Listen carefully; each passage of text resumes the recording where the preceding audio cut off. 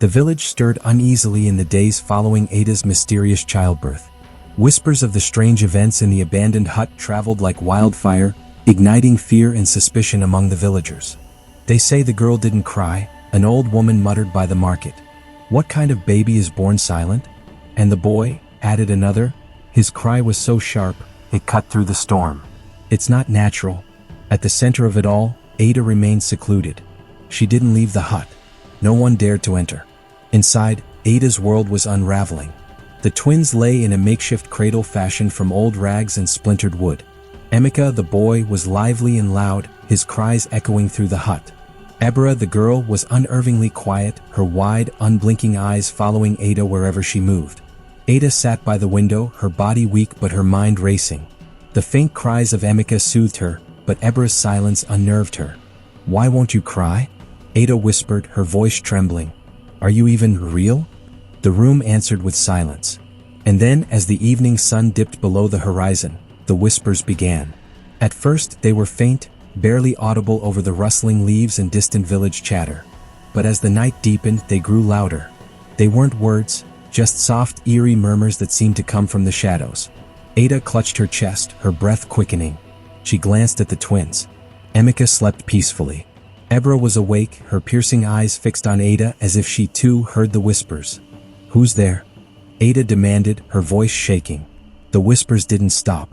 They seemed to circle her, closing in. "You can't have them," Ada cried, standing abruptly. Her shadow stretched across the room, twisting and distorting in the flickering light of the moon. Outside, the villagers had begun to notice.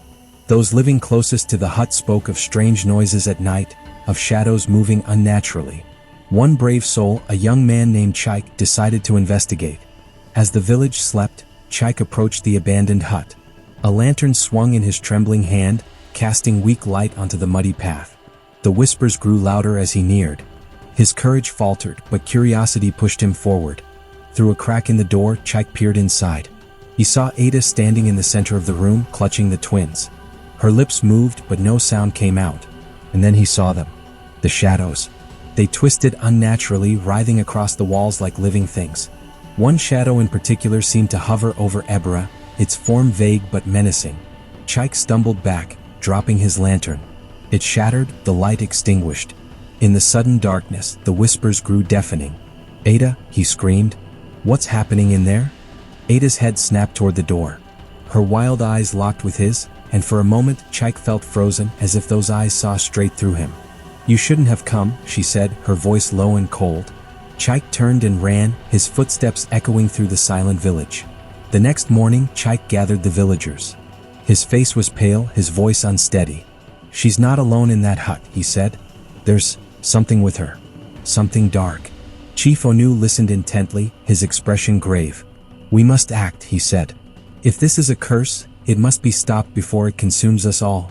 But others hesitated. Some whispered of mercy for Ada, while others spoke of banishment or worse. As the villagers argued, Ada sat in her hut, staring at her silent daughter. "They don't understand," she muttered. "But I do. You're not like them, are you, Ebra? You're something else entirely." The baby's unblinking eyes offered no answer, but Ada felt it, an unspoken connection, a bond that defied reason. The whispers returned that night, louder than ever. From the outside, the hut seemed quiet, but the villagers watched from afar, their torches flickering in the night. Inside, Ada stood by the cradle, her face pale but determined. "They won't take you from me," she whispered to the twins. "No matter what they say, no matter what comes, you're mine." The whispers seemed to agree, their tone shifting to something almost protective.